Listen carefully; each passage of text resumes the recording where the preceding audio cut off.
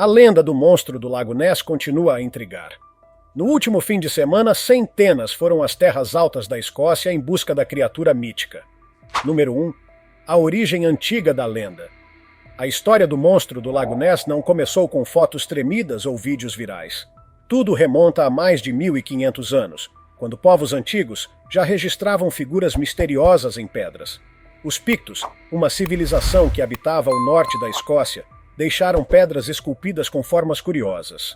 Corpos que pareciam flutuar na água, mesmo quando essa água não era retratada. Essas esculturas, que datam de cerca do ano 500 depois de Cristo, representam 40% de todas as pedras pictas conhecidas. Só esse dado já mostra a importância dessas figuras para aquele povo das terras altas. Para alguns historiadores, elas representam animais míticos ou simbólicos. Para outros, são os primeiros registros de uma presença real e assustadora que atravessou os séculos. Número 2. O monge e a besta. Séculos depois, a lenda ganhou palavras. Um dos primeiros relatos escritos sobre uma criatura no Lago Ness vem do século VI. São Columba, um monge irlandês conhecido, estava às margens do rio Ness. Ele não estava ali buscando monstros, mas sim para enterrar alguém. No entanto, o que viu naquele dia seria repetido por mais de 1000 anos. Conta a história que um homem foi atacado enquanto nadava. Ele foi puxado para baixo e atingido por aquilo que os locais chamavam de uma besta aquática.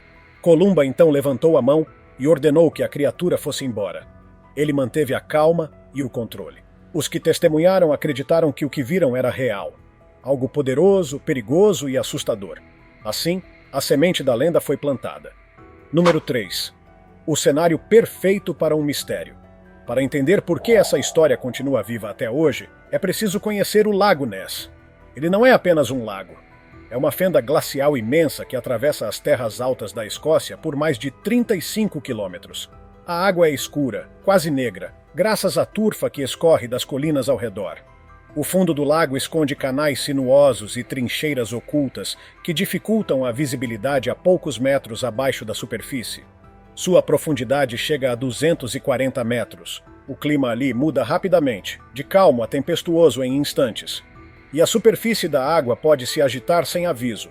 É o cenário ideal para histórias onde o medo se mistura com a realidade. Número 4. O poder da imaginação humana. O Lago Ness não atrai as pessoas apenas por sua beleza natural, ou pelas histórias antigas que circulam há séculos. Existe algo mais profundo, quase instintivo, que faz com que continuemos voltando àquela paisagem. Ele ocupa um espaço especial não só na Escócia, mas no imaginário coletivo da humanidade. Somos seres naturalmente curiosos, programados para buscar padrões, encontrar sentido no que não entendemos e dar forma ao que não conseguimos explicar. Desde os primórdios da nossa espécie, procuramos explicações para o desconhecido. Criamos mitos, desenhamos mapas com criaturas misteriosas e, mesmo na era da tecnologia, continuamos fascinados por tudo que escapa à lógica. Nesse contexto, ultrapassa a ideia de ser apenas uma criatura. Ela se transforma em um símbolo, um enigma em constante movimento, uma interrogação viva flutuando na escuridão das águas profundas. Cada ondulação estranha, cada sombra incomum, cada respingo inesperado alimenta a dúvida. E se for verdade?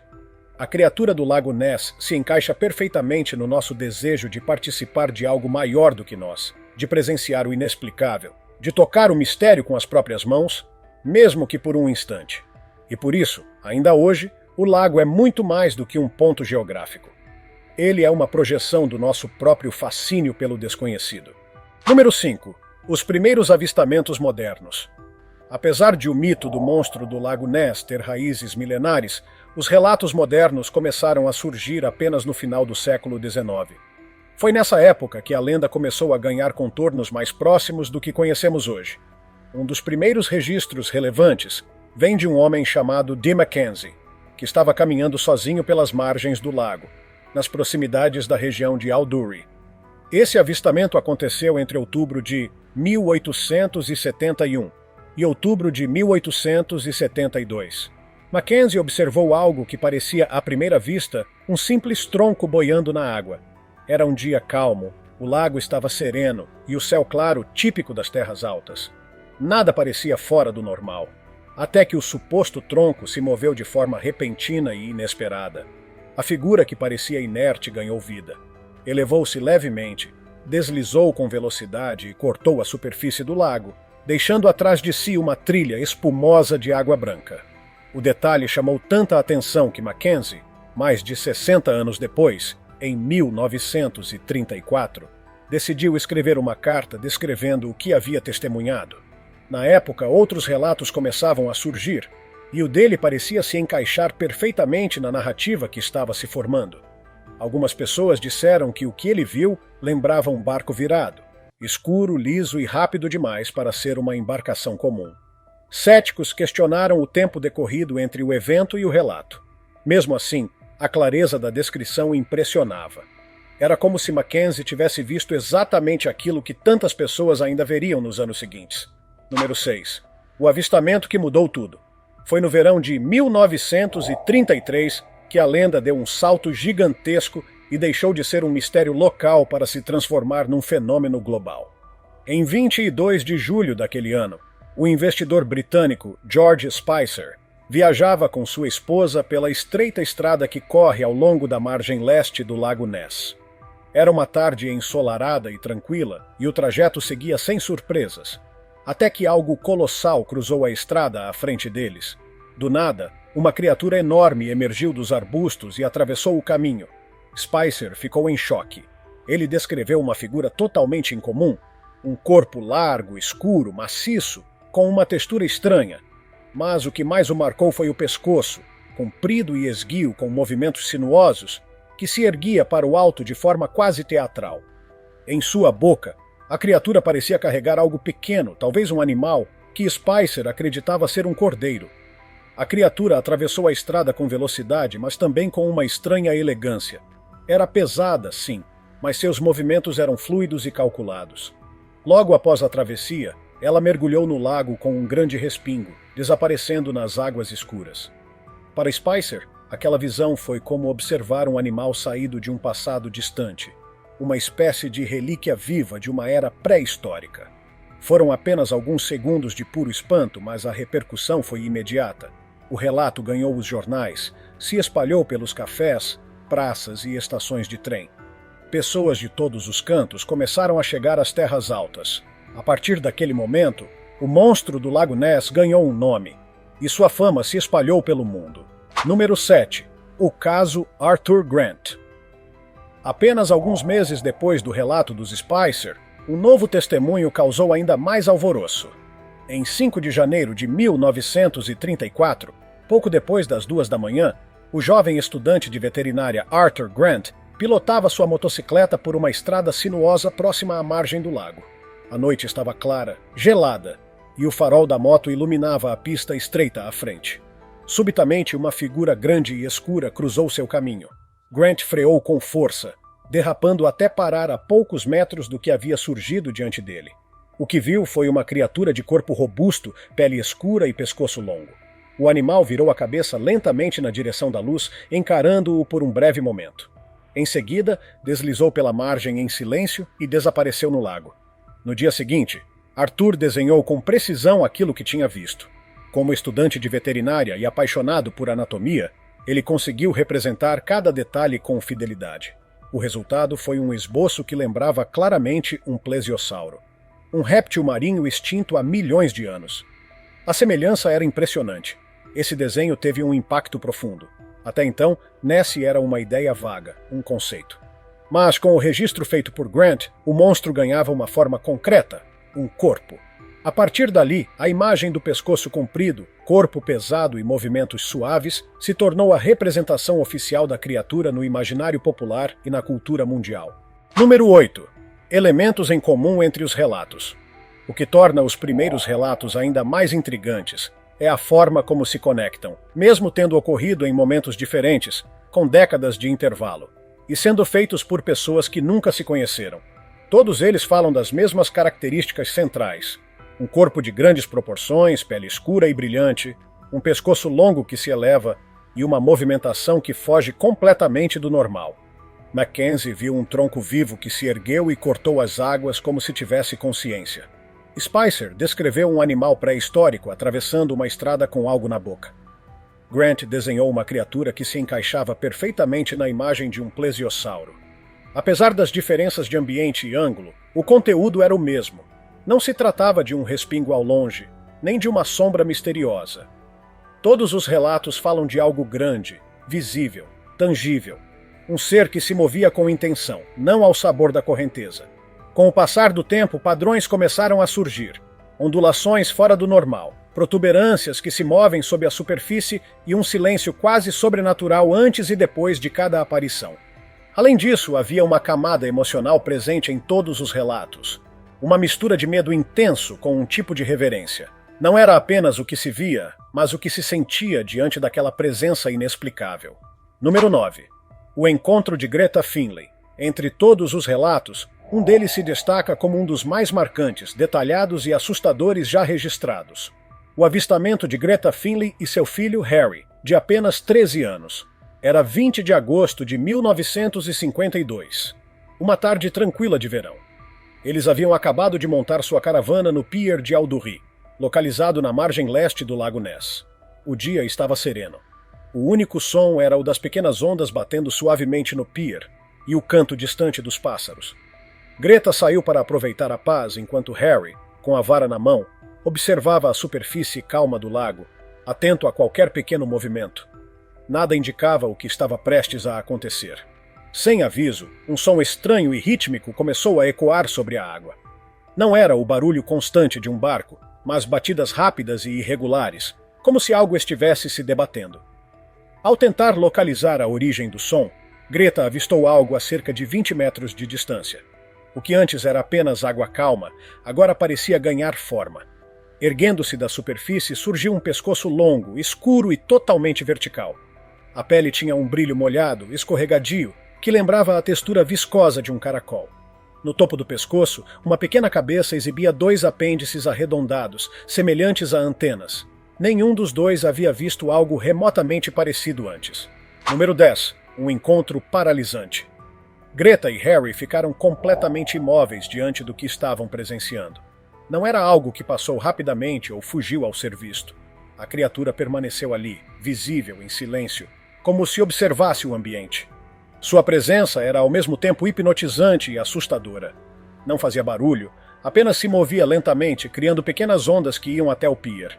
Greta estimou, com base no que conseguiu ver, que a parte do pescoço acima da água tinha pelo menos 4,5 metros de comprimento. Mas o que mais a impressionou foi saber que aquela era apenas a parte visível. O resto do corpo permanecia oculto sob a superfície escura, e provavelmente era muito maior. As águas turvas do Lago Ness escondiam o que poderia ser uma criatura colossal. Ela e o filho observaram cada detalhe com atenção, mas também com medo. A pele da criatura era lisa e parecia brilhar sob o sol da tarde, como se estivesse coberta de um líquido viscoso. O brilho era tão intenso que Greta disse que lembrava o corpo de um caracol molhado, e aquele par de apêndices na cabeça, que pareciam antenas curtas com extremidades arredondadas, tornava tudo ainda mais surreal, como se estivessem diante de algo alienígena. Durante os poucos minutos que durou o encontro, mãe e filho não conseguiram se mexer. Estavam congelados, atônitos com o que viam. A criatura não fez nenhum movimento agressivo, mas sua simples presença provocava um sentimento de fragilidade. A câmera fotográfica que estava dentro da caravana, a apenas alguns metros, foi totalmente esquecida. Nenhum dos dois conseguiu reagir ou pensar em capturar aquela imagem. Quando, enfim, a criatura decidiu partir, foi de forma lenta e silenciosa. Ela mergulhou suavemente, como se fosse parte da água, desaparecendo sem causar alarde. Tudo o que restou foi uma trilha de ondulações tremulantes. O lago novamente ficou quieto. Mas para Greta e Harry, nada jamais seria o mesmo. Aquela visão os marcou profundamente. Greta relatou sentir um medo intenso, difícil de descrever. Um pavor que ia além do que qualquer palavra poderia explicar. Já Harry, tão jovem e impressionável, ficou tão abalado que nunca mais voltou a pescar. Embora tenham evitado falar sobre aquele dia durante anos, o que viram ficou gravado com absoluta nitidez em suas memórias. Número 11. O testemunho que resistiu ao tempo. O relato de Greta e Harry Finley rapidamente chamou a atenção de pesquisadores interessados no fenômeno do Lago Ness. Em 1957, Apenas 5 anos após o acontecimento, a escritora e investigadora Constance White viajou até a região para conversar com Greta. A entrevista aconteceu pessoalmente e a história foi registrada com riqueza de detalhes logo após o encontro. Constance relatou que Greta falava com segurança, sem hesitações. O mais impressionante era a consistência do seu relato. Ela não tentava dramatizar. Não incluía informações desnecessárias, nem usava linguagem rebuscada. Seus detalhes eram precisos, alinhados com o que seria esperado de uma testemunha verdadeira. Coerência, clareza e foco no essencial. Ela descrevia exatamente o que viu, como viu e onde viu. Sempre da mesma forma. Na década de 1960, quase 10 anos após o encontro, o famoso jornalista e pesquisador Tim Dinsdale decidiu reabrir o caso. Ele entrevistou Greta novamente e desta vez também ouviu Harry, que já era adolescente. O mais notável é que, mesmo após tanto tempo, os dois mantinham exatamente o mesmo discurso. Não havia contradições. Ambos lembravam dos mesmos detalhes, com a mesma precisão. Greta descreveu novamente o brilho da pele da criatura, o formato do pescoço, os movimentos suaves e os chifres arredondados no topo da cabeça. Harry, por sua vez, confirmou tudo o que a mãe disse e acrescentou sua própria percepção de medo, admiração e incredulidade diante do que haviam visto. Décadas depois, já em 2020, Harry, agora idoso, vivendo sozinho em Perth, na Escócia, decidiu dar uma entrevista pública pela primeira vez. Foi um momento histórico. Ele apareceu diante das câmeras com uma serenidade tocante. Sua voz estava firme, e seu olhar mostrava que ele ainda carregava dentro de si a imagem daquele encontro. Harry contou como, naquela manhã, estava pescando quando ouviu os sons de batidas na água. Chamou a mãe instintivamente, temendo que algo estivesse se aproximando. Lembrou com precisão do tamanho do animal, dos movimentos lentos e da maneira como os apêndices na cabeça refletiam a luz do sol. Disse que sentiu um medo tão profundo que ficou paralisado. O mais impressionante foi que tudo o que ele disse diante das câmeras coincidia com as entrevistas antigas. As palavras eram diferentes, mas os detalhes eram os mesmos. Nada havia sido inventado. Nada havia sido esquecido. 70 anos depois, o relato dos Finlay permanecia tão forte quanto no dia em que aconteceu. Número 12. O relato definitivo de Harry Finlay. Harry relembrou que estava sozinho pescando quando ouviu os sons estranhos. Chamou a mãe rapidamente, temendo que algo se aproximasse do pier. Ele descreveu com precisão o tamanho do animal, seus movimentos lentos e as estruturas que se projetavam da cabeça, que refletiam a luz como se fossem metálicas. Ele confessou que o medo o deixou paralisado. A imagem da criatura descendo lentamente na água e desaparecendo com um rastro de espuma o assombrou por toda a vida. Seu relato, feito décadas depois, coincidia exatamente com o que ele havia dito na juventude. Era o mesmo tom calmo, a mesma descrição, os mesmos detalhes que haviam sido registrados anos antes. Aquilo dava mais força ainda à credibilidade do caso Finlay. E foi então que algo novo apareceu para reacender o mistério. Uma fotografia extremamente clara, impossível de ignorar. Número 13. Os céticos contra-atacam. Mesmo com a força do relato, os céticos nunca aceitaram o encontro de Greta e Harry como prova definitiva. Para nomes como Ronald Binns, Maurice Burton e Stuart Campbell, o que aconteceu em 20 de agosto de 1952 não foi um mistério sobrenatural, foi um caso clássico de engano, reforçado pelo medo e pela fama do Lago Ness. Eles apresentaram uma teoria conhecida como a hipótese do cervo. Segundo eles, Greta e seu filho teriam visto um jovem veado vermelho atravessando a água. Os apêndices descritos como antenas seriam, na verdade, chifres emergindo da superfície. Com o ângulo certo e a luz refletindo na água, os chifres poderiam parecer formas redondas e rígidas. A pele brilhante e escorregadia seria apenas o pelo molhado do animal refletindo a luz do sol ao meio-dia. Maurice Burton chegou a visitar o local e desenhar uma ilustração mostrando como um cervo poderia aparecer daquela perspectiva, com parte do corpo submerso e a cabeça erguida. Número 14. A explicação comportamental. Além dos argumentos físicos, os céticos recorreram à psicologia.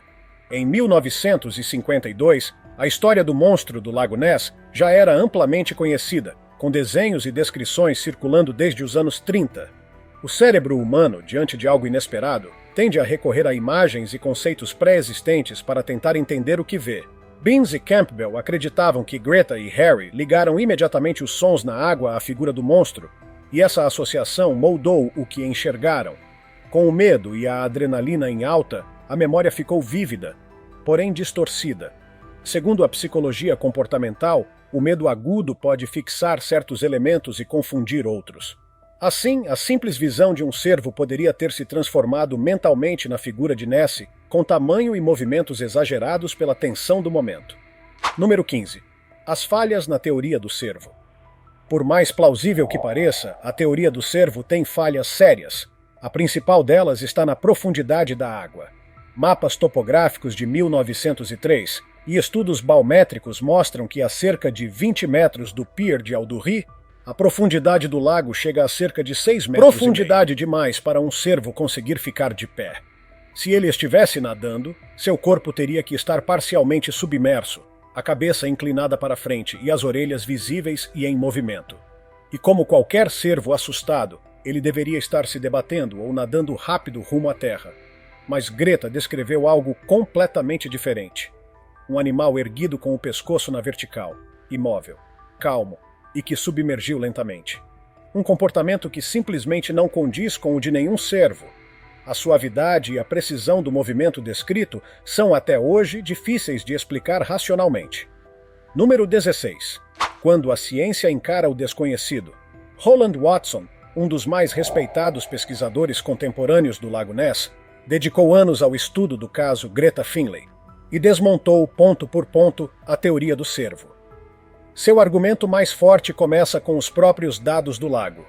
Utilizando os mapas baumétricos originais de 1933, Watson confirmou que a profundidade a 20 metros do pier de Aldury é de aproximadamente 6,5 metros. Isso, por si só, já inviabiliza completamente a hipótese do cervo em pé na água. Mesmo um animal adulto não conseguiria manter-se firme nessa profundidade. Além disso, Watson reforça a diferença comportamental. Um cervo assustado jamais mergulha suavemente e desaparece. Ele nada com pressa, bate as patas ou tenta voltar à terra firme. A descrição dada por Greta e Harry fala de uma criatura calma, suspensa perto da superfície, que desapareceu de forma lenta e controlada. E isso permanece em todos os relatos, desde os primeiros minutos até as últimas entrevistas. Número 17. A reconstrução do ponto de vista. Watson utilizou ferramentas modernas como o Google Earth para recriar visualmente o ponto de vista dos Finlay naquele dia. Seu estudo mostrou que a linha de visão do pier de Aldury era clara, sem rochas, troncos ou qualquer estrutura que pudesse ser confundida com o corpo de uma criatura. Isso elimina a possibilidade de ilusão causada por obstáculos visuais ou distorções à distância. Greta e Harry tinham uma visão limpa do que estava diante deles, e o que eles descreveram não bate com nenhum animal terrestre conhecido. Mas o que mais chama a atenção no trabalho de Watson não são apenas os dados técnicos. É o padrão de credibilidade que envolve o caso Finlay. Desde o primeiro relato à pesquisadora Constance White até a entrevista pública de Harry em 2020, o conteúdo do testemunho permaneceu essencialmente o mesmo, detalhado, consistente e livre de exageros. Número 18. Um caso que resistiu às décadas. O mais impressionante é como o relato dos Finlay nunca mudou. Não houve adições fantasiosas ao longo dos anos, nem contradições comuns a testemunhos antigos. Greta sempre descreveu seu medo paralisante. Harry, um garoto apaixonado por pesca, nunca mais lançou uma linha no Lago Ness. Ambos evitaram os holofotes. Nunca procuraram fama, dinheiro ou atenção midiática. Para Watson, esse fator humano é essencial. A ausência de interesse pessoal fortalece ainda mais a sinceridade do caso. Eles não tinham razão para inventar, nem para sustentar uma mentira por quase 70 anos. Watson reconhece, como qualquer investigador sério, que relatos oculares têm limitações. Emoções intensas podem alterar percepções, afetar a noção de distância ou tamanho.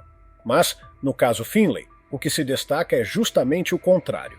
Consistência, clareza e repetição precisa dos mesmos elementos por décadas. O longo pescoço erguido, a pele escura e brilhante, os apêndices na cabeça.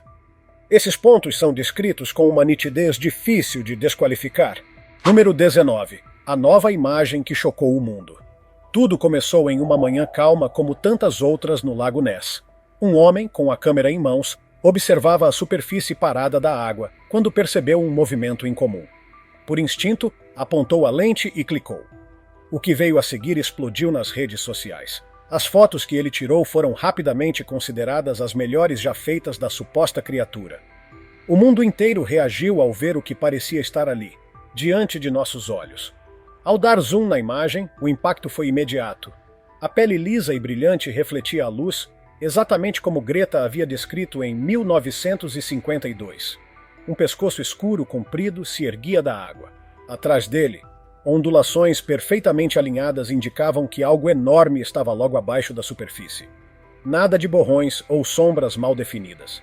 A imagem era clara, nítida e detalhada, o suficiente para reacender um debate global. Número 20. A ciência entra em cena novamente. Criptozoólogos vibraram com a descoberta. Muitos consideraram a imagem como uma confirmação histórica, uma ponte visual que conecta décadas de testemunhos com uma evidência concreta. Para eles, aquilo era a peça que faltava no quebra-cabeça iniciado com a carta de Mackenzie, o avistamento de Spicer e o encontro dos Finlay. Mas os céticos não demoraram a reagir. Especialistas em fauna e manipulação de imagem alertaram que aquela nitidez podia ser resultado de reflexos, distorções de luz ou até edição digital.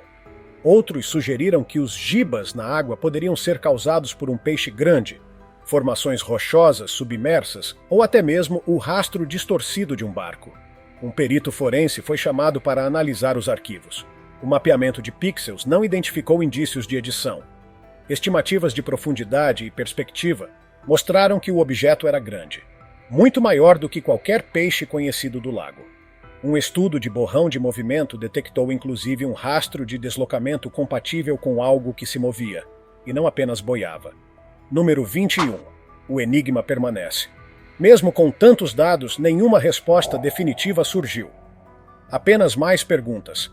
Varreduras modernas com sonar e explorações com drones vêm, de tempos em tempos, detectando formas estranhas no fundo do lago, maiores do que qualquer animal conhecido, movendo-se de maneira incomum.